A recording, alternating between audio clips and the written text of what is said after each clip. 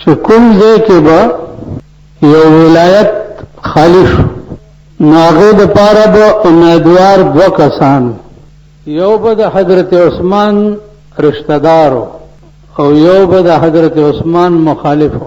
حضرت عثمان به یو سوچ کولو چې دا منصب چې دی دا زما دا رشتہ دار خچلولی شي او که زما دا دشمن خچلولی، ځکه چې سوال دلته د خپلوۍ نه دی او نه سوال د رشتې دی، سوال د دې دی چې دا منصب چلولی څوک ښه شي. نو چې دشمن به هغه منصب ښه چلولی شو نو دشمن به هلته ولګولو او رشتہ دار به پرېښو. په دې خبره کې نه خپلوان خفو.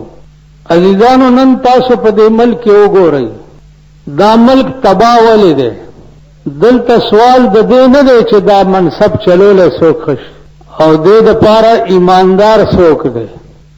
دلته سوال د رشتې دی او د عزیزیت دی او د قرب دی. که یو سیټ دپاره یو سړی اهل نه وي او هغه د امیر خوښ وي په هغه سیټ باندې ولګوي، نتیجه دا چې د حالت ګورئ ورځ په ورځ تباه کېږي. نن ورځ IMF قرضه ورکړې وه دې ملک ته، بجای د دې چې هغه قرضه د ملک په مفادو باندې خرج شي، هغه قرضه په خوارو غریبو باندې خرج شي، په هغه قرضه باندې د یتیمانو او د کونډو رنډو دیکبال وشي، هغه قرضه اربونه روپۍ په موټروی باندې ولګېده. دې ملک ته د موټروی ډېر ضرورت و. نن ورځ وګورئ، نن ورځ د څلورو واړو صوبو ورکران د مسلم لیگ دای راغوښتي دي او د خیبر نه به روانېږي. دې ته څه وایي؟ قومي څنګه لفظ دی؟ قومي پرچم مارچ. تمام خیبر په بینرو او په جنډو لړلی دی. بیا د څلورو واړو صوبو دنیا یې راغوښتې ده. د هغې ټول اخراجات چې دي هغه به حکومت کوي او قومي جنډه به ورسره او دا به مارچ کوي. دا به هغه ځای ته ځي چې په کوم ځای په کوټه کې دماکه شوې. اوس دا قوم د پروردګار ښه کړي، زه به څه ووایم. ته ورشئ نن په دې پېښور کې وګورئ تمام روډونه بلاک، تمامې لارې بند دي، ځکه چې د قومي پرچم جنازه روانېږي. نو حیران په دې ما چې د دې قوم خود به کله سر ته راځي او دا قوم به کله د سړي زوی کېږي. ته ورشه د نوجوان طبقې چې دا د څلورو واړو صوبو را جمع شوي دي دوی سال جوړ کړی دی. اوس قومي پرچم څه شی دی؟ او جنډه به روانه کړي او جنډه به روانه او په دې به ځي او په لاهور به ځي او په سند به ځي او په کراچۍ به ځي او په کوټې ته به رسي او جنډه به هلته بیا د دماکې ځای ته سلام. دا څه شی شو؟ زما عزیزانو عرض مې دا و چې څو پورې په دې ملک کې هغه رنګ نه وي راغلی کوم رنګ چې الله پاک په خلفای راشدینو کې اچولی، کوم درد د ملک او د قوم چې الله پاک په خلفای راشدینو کې اچولی، هغه رنګ چې څو پورې په دې ملک کې نه راغلی دا ملک تباه دی. که دا غریب طبقه وګورئ تاسو خدا مو ګورئ کنه. خلفای راشدین هغه خلقو چې د اسمان نه به ورته سلامونه راتله، د الله پاک دومره لوی منظور نظر قومو، د هغې مړي مو ګورئ، د هغې ژوندي مو ګورئ، د هغې ودونه مو ګورئ، د هغې د بال بچ او د قوم تربیت مو ګورئ. د ابوبکر صدیق په دور خلافت کې هغه ته د بیت المال نه پاو اوړه د سړي په سر مقرر شوي، پاو اوړه. دغه پاو اوړه د حضرت عثمانو، دغه پاو اوړه د صحابه کرامو. د بیت المال نه به پاو اوړه تله د دې کور ته او بال بچ به پې ګزاره کوله. ابوبکر صدیق یو ورځ بیبي ورته ووایي چې انار ته مې لګړه کېږي، انار ته. هغه ورته وایي چې بیبي ما سره خو پیسې نشته، که ستا انار تړه کېږي نو ستا په نامه چې کومې پیسې اوړه راځي د بیت المال نه تا اته ورځې په نیمه خېټه روټۍ وخوره او هغه اوړه جمع کوه. نو اته ورځې پس به زه هغه اوړه بیا خرڅ کړمه او تاله به پې انار راوړم. اته ورځې د امیر المؤمنین بیبي په نیمه خېټه روټۍ وخوړه. اته ورځې پسې هغه وړه چې ولا ورکړه دا خرڅ کو مال په انار راوړه. حضرت عثمان رضی الله حضرت ابوبکر صدیق رضی الله تعالی عنہ هغه وړه یوړه او واپس په بیت المال کې داخل کړه او آرډر وکړو چې د نن نه پس زما د خزې په نوم باندې نیم پاوډر را لېږه. ما ته دا پته ولګېده چې زما ښځه په نیمه خېټه هم ګزاره کولی شي. چې مازدیګر کور ته راغی بیبي ورته وی چې انار دې راوړو. وی ما خو داسې چل وکړو چې هغه وړه چې ته په انار خورې هغه به د چا بل چا په غریب په خېټه کې پرېوځي. د امیرالمؤمنین بیبي وی الحمدلله شکر دی ډېر ښه کار دی وکړو. هغې نه پس به د امیرالمؤمنین بیبي په نیمه خېټه روټی. نن د پاکستان بیبیانې وګورئ هر مازدیګر نن نه تاسو ورشئ په کراچۍ دا څه بلا دی صدر کې په شفیع مارکیټ کې تماچا وکوي د ښځو. بیا حیات آباد ته ورشئ هلته تماشې وکوي د ښځو. بیا آرمی سټیډیم ته ورشئ هلته تماشې وکوي د ښځو. 50 کاله وشو د پاکستان د ښځو شاپنګ نه دی ختم شوی. هر مازدیګر ښځې ګوتای په غاړه کې اچولي او مازدیګر شاپنګ ته روان. شاپنګ کې هلته څه شی دی؟ سرخی ده او پوډر دی او ناخن پالش دی او پلانی قسم جوړه ده او پلانی قسم کپړه ده. اوس لا یو بل قسم ګګرې جامې راووتې وړو زړو چې ګورې صاحب یو لوی ګګره غوندې اغوستي لکه پخوا به د سپینګیرو ته پته ده د لختي به چې ګډېده که نه د لختو به داسې ګګرې اچولې. نن هغه د لختو ګګرې ښځو اچولي او د معتبرو نه زما ګیله نشته. خدای دې دا غریبان هلاک کړي چې هلاک د دوی ښځو اچولي. اصلي د ډم زامن دا دي که نور هېڅ وس کې نه کېږي نو دلته یو ټیزن غوندې دغه دي دا بینډ باجې والا که پولیس یا د بارډر بینډ نشي راوستی نو هغه ټیزن بینډ والا راولي او غړچې غړچې غړچې غړچې غړچې غړچې او دا د سوټمارې زامن ورته مخې ته ګډي. څه چل دی هلکه؟ خوشحالي ده خوشحالي ده د هلک واده دی ډېره ښه ده ګډېږه. یو ملا او چا به ترې تپوس وکړل به سال دی به حساب به په لوی لاهور کېږي پته به لګي چې څه به کېږي. نو زما عزیزانو دا مونږ چې څه کوو که نه دا ټول ګپ دی آسې یو رسم و رواج دی. دا زمونږ منځونه دا زمونږ ګیرې دا زمونږ حرکات سکنات دا یو ګپ دی. هغه ورځ یو ښځه راله زوی ته د وینې کمی و نو هغه ویلې به ډاکټرانو ویل چې وینه ورته پیدا کوي که نه دا مړ کېږي. په څو کېږي؟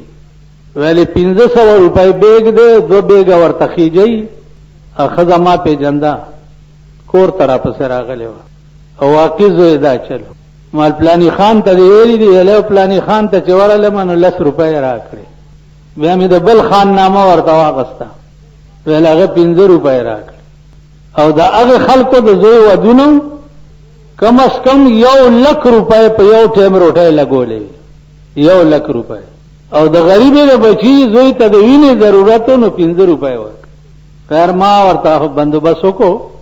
نو عرض مې دا دی عزیزانو چې منځونو او کیسو باندې کار نه کېږي. کار دا کېږي چې ستا په مخ کې یو سړی محتاج دی او ته پوهېږې چې د ده د خدای په دنیا کې هېڅ چاره نشته او هر څه در سره دي او ته ورته بندوبست ونه کړې ته به خدای له څه جواب ورکړې. زمونږ استاد هغه به وایي چې نمازاں تیرا سیاپا کرن تیرو ذات نور نمازاں تیرا سیاپا کرن تیرو ذات نور حلال حلام دی تمیز نے کی تی روزہ کی کرو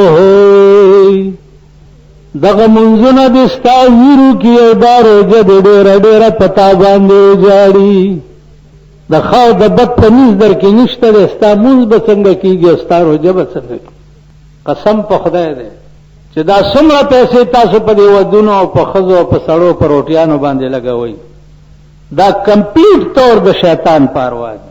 کمپلیټ دا چاله دی چې دومره کارډ لېږلی یو ہمارے برخوردار کی خوشی میں آپ تشریف لائے متمنی شرکت پلانے خان خنزیر پلانے خان سور دا بچہ پلانې خان خنزیر دا بچه لاندې یو 200 کسان لیکلي هغې له په دې کونه غوړه کړي چې تا نامه مې په کاټ کې لیکلې دا دلم پې خوشحالي څه وخت کې چې سخته در باندې رااله او تکلیف در باندې رااله دا متمنی شرکت کې چې تا د چا نامه لیکلې ده دله ورشه که نه ورته 100 روپۍ مې په کار دی وړه را کره نشته قدرې کې دا ګیره رانه کله در به کی وایي که نه دا شوپاړو لم چې راغوښتي که نه دا د ګډې زامن او ظالمانو کله به د سړي زامن کېږي کله به سړي کېږي نه ښځې سړیتوب لري نه سړي سړیتوب لري نه هلکان سړیتوب اوس چین خو خنزیر ملک دی کافر ملک دی د خدای منکر ملک دی هغه زمونږ وطن ته چرته ایټمي مال نه دی ورکړی نه پیسې ورکوي غریبانو پټاخې را لېږلي دي که نه پټاخې را لېږلي دي هغه په حیات آباد کې خرڅېږي او دلته دا د غرمې پیدا چې دي دا دکانداران یې راوړي او پالکانو یې خرڅوي پوه به م نه خپو کې به د ډاګ نارې شي که کوادۍ که سنتي داسې وطن شو یا داسې ملک هیڅ کار دې ملک کې د سړیتوب نه دی هیڅ کار اوس پکار دا و چې دې قوم متفقه طور د نواز شریف نه ایکسپلینیشن کال کړی وی چې پرچم څه مطلب شو چې کروڑونه روپۍ ته پې باندې لګې او د ټولې صوبې هلکان دې راغوښتي دي او اخراجات پې کې او جنډه به وړي او چې دی په کوټه کې به د دماکې ځای ته سلامي کوي دا ټول قوم ته دا مطالبه بایکاټ پکارو مونږ نه کوو دا کار د قوم سال دی د 2000 روپو د تنخوادار ځای نشته او پرچم دپاره کروڑونه روپۍ شته د چپړاسي نوکري نشته او قوم دپاره د کروڑونو روپو خرچې شته MLLB کړي د هغه دپاره کلرکي نشته او د قوم دپاره د روټۍ درک نشته او پرچم دپاره کروڑونه روپۍ شته تاسې یو ملک کې پیدا یو چې بلکل سړیتوب پکې نشته او نه په خبره پوهېږي که مولیان دي او یې غواړي او ونډه ورته وکړي امیر المؤمنین زنده باد څوک پکې اعلان وکړي چې دا سینیټران په بیا واخلئ خو شریعت بل پې پاس کوي شریعت بل کم ځای دی شریعت کم ځای دی شریعت ستاسو هغه 9مه پیړۍ چې د قبر نه راپاسي چې څو پورې خوني انقلاب د کابل غوندې نه راغلی تر هغه پورې والله که په دې پاکستان کې راوړي 2-3 کروڑه دی چې په پاکستان کې حلال کړي نه